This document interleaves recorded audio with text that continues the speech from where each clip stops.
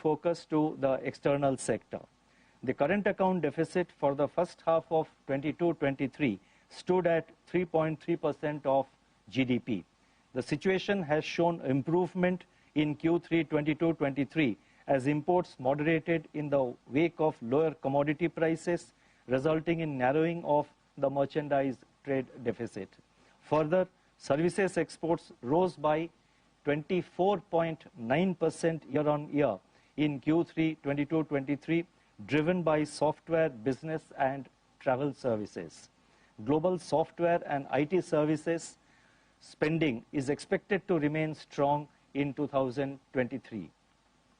Remittance growth for India in the first half of 22-23 was around 26%, more than twice the World Bank's projection for the year. This is likely to remain robust owing to better growth prospects of the Gulf countries. The net balance under services and remittance are expected to remain in large surplus, partly offsetting the trade deficit. The current account deficit is expected to moderate in H2, that is in the second half of 22-23, and remain eminently manageable and within the parameters of viability.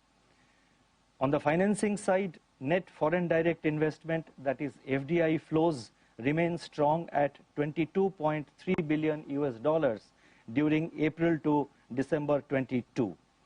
Foreign portfolio inflows have shown signs of improvement with positive flows of $8.5 billion during July to February, led by equity flows. It has to be recognized that if you take the full year, it's in the, it is still negative.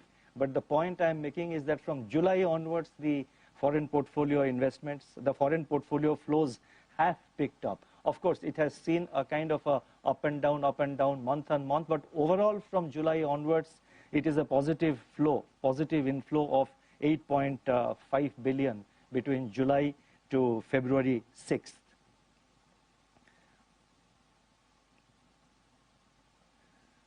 Net inflows under the non-resident deposits, and this is again important, net inflows under non-resident deposits increased to $3.6 billion during April-November 22 from $2.6 billion a year ago, boosted by the Reserve Bank's July 6th measures to attract inflows into the country. Foreign exchange reserves have rebounded from $524.5 billion on October 21st, 2022 to $5.6.8 billion as on January 27th this year, that is January 27th, 2023.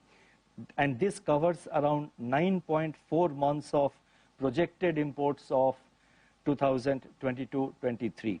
India's external debt ratios are lower by international standards, and I have provided some data again to back the statement. When I'm saying that India's external debt ratios are low by international standards, I have backed it up with data which is given in the footnote of my statement.